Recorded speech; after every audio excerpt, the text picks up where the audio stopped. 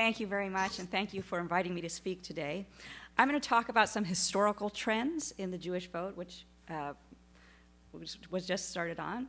So I thought I'd start by showing you pictures of a few people who have a big role in the 2012 election cycle this year. You might recognize them. So of course, first, this is all pictures taken from their own website, so I can't vouch for the images, but the first is Debbie Wasserman Schultz. She is the chair of the Democratic National Committee, and she is a key spokesperson for President Obama on Israel, the Jewish vote, and kind of pushing back against Republicans on those issues. Then we have Eric Cantor. He is the highest-ranking Jewish Republican. He is currently the majority leader of the House of Representatives and plays a big role in congressional races this year. Then we have, of course, Sheldon Adelson. Maybe you don't recognize him, but he's gotten a lot of attention because of super PACs this year.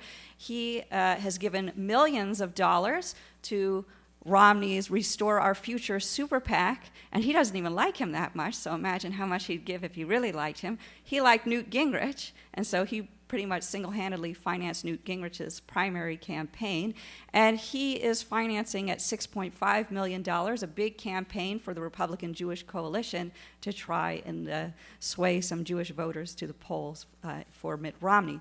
And then, of course, everyone recognizes Prime Minister Netanyahu, the Prime Minister of Israel, who is prominently featured in a lot of these Republican advertisements to convince you to vote in favor of Mitt Romney because of the threat to Israel. And Prime Minister Netanyahu and Romney go way back in their days together in the Boston Consulting Group, so they have a history.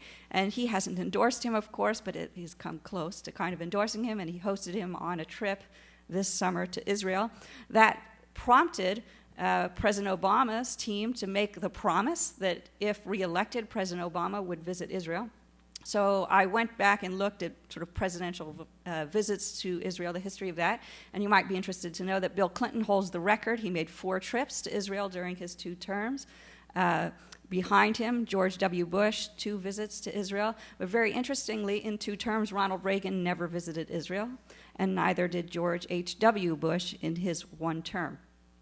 Now, most people know that the history of the Jewish vote is a fairly democratic history. Jews have supported the Democratic Party going back to 1916. And what I show you here is some of the Republicans who received the most support from Jews. So you can see that in 1916, Charles Evan Hughes received 45% of the Jewish vote. In 1920, Warren Harding received a good percentage of the Jewish vote. And in 1956, Dwight Eisenhower received 40% of the Jewish vote. One very important thing to note is that there is a bifurcation in Jewish support coming, if you look, between 1972 and 1988, and then 1988 and beyond. So what we see here is this is the Democratic percentage of the 2-party vote and the Republican percentage of the 2-party vote. And what we can see is that Jews, of course, more strongly supported the Democratic Party, but it's been even more so since 1988. And why is that? Well, partially this seems to be because of the turn in the Republican Party in the early 90s towards evangelical Christians becoming a larger portion of the base of the Republican Party, and that seems to have turned Jews a little bit more away from the Republican Party and towards the Democratic Party. Some other things to note here, we can see that Kerry did a little bit better than Obama with the Jewish vote, just 2 points better last time around. And another thing to note, which you can't tell from this picture, but Jews in general vote between 22 and 32% more Democratic than the rest of the population. And the biggest gap in that between Jews voting for the Democratic ticket and the rest of the population was in the 2000 election cycle when Joe Lieberman was the vice presidential candidate. That's the largest gap that you had in Jewish support versus national support for the Democratic ticket. The Democrat that got the least support from Jewish voters was Jimmy Carter, and some people think also that this had something to do with his evangelical Christian background. Now, why is it that Jewish voters tend to support the Democratic Party? So when we look at the demographics surrounding the Jewish population, there are certain demographics that tend to support the Democratic Party that are most prevalently found among Jewish voters. And one is high levels of education. Particularly these days, college-educated and postgraduate voters tend to be more likely to be Democratic voters. Another thing that seems to lead more Jewish people to support the Democratic Party is secularism. So in recent years, what we call religiosity in political science, which means how often do you attend religious services, how religious are you, tends to be associated with more Republican voting. So Jews as a group tend to be a little bit more secular, more of them identifying as culturally Jewish rather than practicing Jews, and so that aligns with support for the Democratic Party. In fact, only 8 to 10% of Jews are identified as Orthodox, and they tend to be the group that is most likely to identify with the Republican Party. Jews are also very high income, which you would expect to actually associate more with Republican voting, but the combination of that with high levels of education seems to support Democrats. When we look at sources of Jewish liberalism, first I want to look at things particularly identifying to Jews that they say in surveys tends them to support, be important to their political affiliation and support the Democratic Party.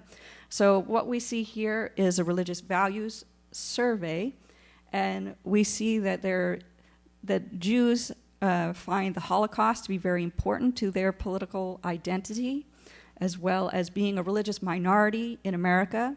All right, and this goes back to what we were speaking about before related to Jews feeling possibly threatened by the strong role that Christian conservatives have taken in the Republican Party.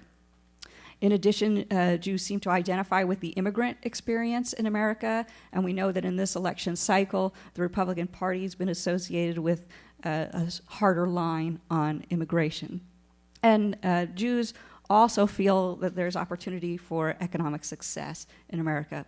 When we look at divisions among Jews, older Jews are more likely to say these things than younger Jews, and Jews who are religiously affiliated, we're talking about conservative, reform, are more likely to identify with these things than the unaffiliated and culturally Jewish.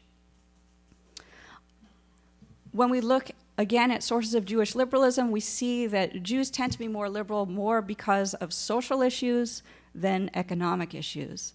So when we look at Jewish public opinion in comparison to other groups regarding social issues, we see that Jews are much more strongly supportive of abortion rights. So we see that 93% of Jewish Americans believe abortion should be legal in all or most cases, compared to 53% of the rest of the public. 81% of Jewish Americans support gay marriage, compared to 48% of all Americans. And then there's less division on economic issues. So 81% of Jewish Americans favor taxes on millionaires, compared to 70% of Americans, and 64% of Jewish Americans believe the government should do more to reduce the gap between the rich and poor, compared to 7% of all Americans. Finally, when we divide Jews between Jews who identify party affiliation-wise as Democrats versus Republicans, so about 14% of the Jewish population identifies themselves with the Republican Party. And here now we can get a little bit of a sense of why the campaigns are focusing on the issues that they focus on. So the Republican Party is very much pushing heavily on support for Israel, that the Republican Party and Mitt Romney will be much more supportive of Israel. And what you can see here, looking at what's important to your identity and your political affiliation, Jews who identify as Republicans are much more likely to say that support for Israel is very important to their political affiliation, and then one assumes to their vote. So you can see why Republicans would be pushing that particular line. So what about this election cycle? What should we look for?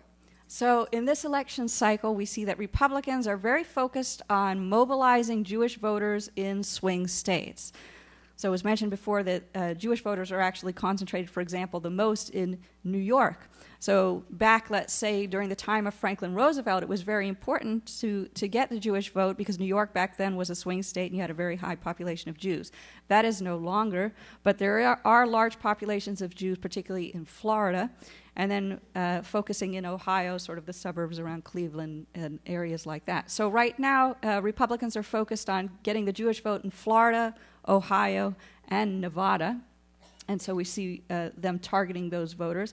As I mentioned, the Republican Jewish Coalition has a $6.5 million campaign that includes voter outreach and advertising. There's lots of billboards if you go around South Florida. My family lives down there.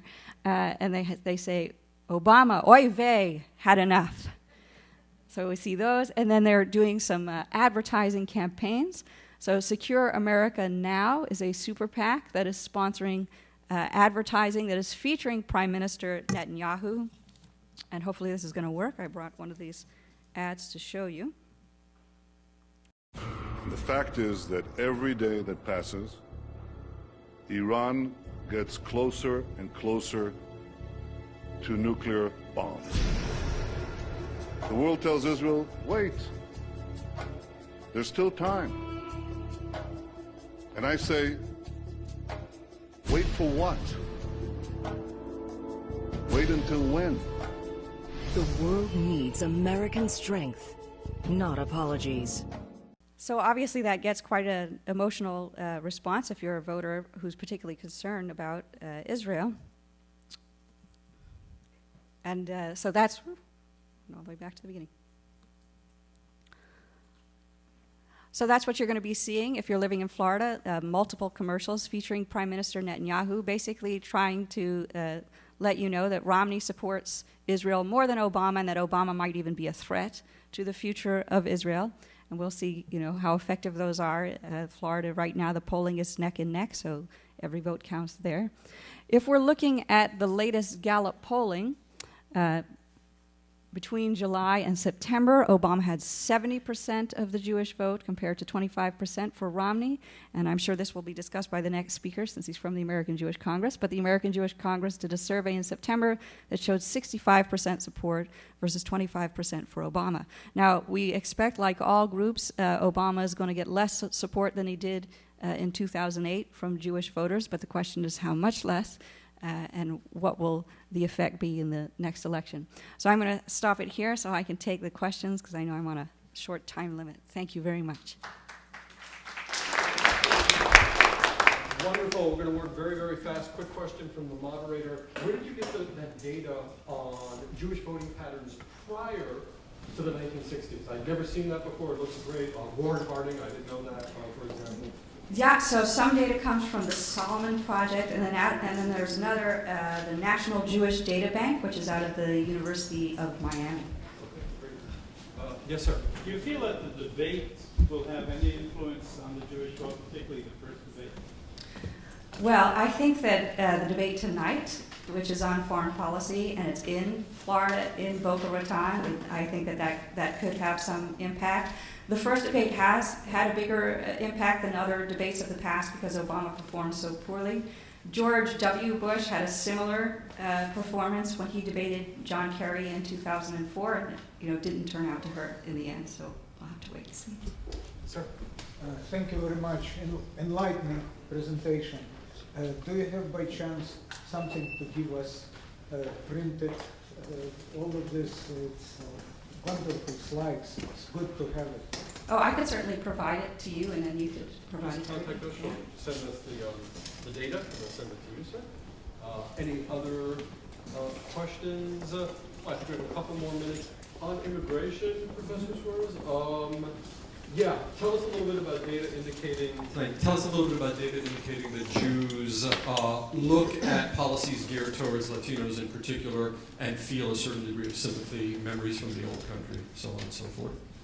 So what we can see here, there's a question from the voter values survey, and they ask about the immigrant experience. And we can see particularly among older voters, it is more important among older Jews, the immigrant experience, than younger Jews, but both say it's very important or somewhat important. And if you look at the Jewish vote, actually the voting population among Jews is actually on average older than the rest of Americans, so the fact that it is more important to older Jews means it's a more significant factor in their vote. So there does seem to be some sympathies towards other immigrants and the experience of immigration. And to put you on the spot, will Obama crack his 76% threshold, higher or lower this time around? Just a prediction. Oh, okay. So I try not to predict because it makes me look bad. I actually predicted that Hillary Clinton wouldn't run for president in 2008, so that didn't turn out very well for me. But I don't think that he'll get higher than that because among the vote is just, the election is just much tighter this time, right? The atmosphere, the political context just really favored Democrats the last time around because people were voting against George W. Bush in addition to voting for Barack Obama. Now he has a record of 4 years that he has to run on, whereas Mitt Romney has no record, so he can just make promises. So it's harder to run when you have a record to defend. So I think he'll still obviously get a large portion of the Jewish vote, but not the level that he got before. And a bonus question. Thank you all for being so quick and concise in your questions. Yes, sir? You mentioned that on the millionaire question, the Jews favor to tax them. But can you expand a little on other economic policies? Because I thought that you mentioned there's some dichotomy between the social issues and the economic issues. So what is the Jewish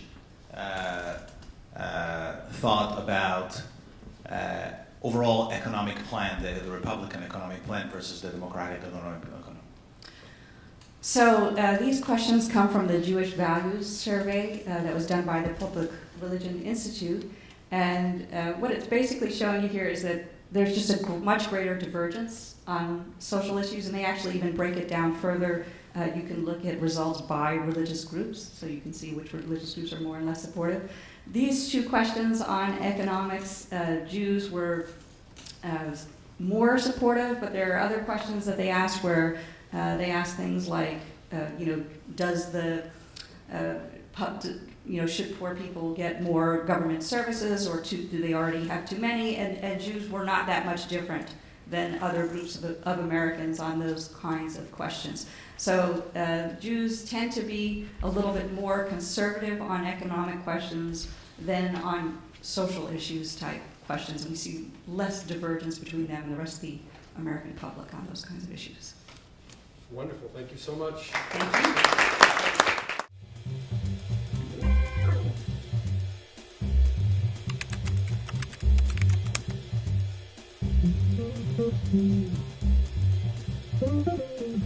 you.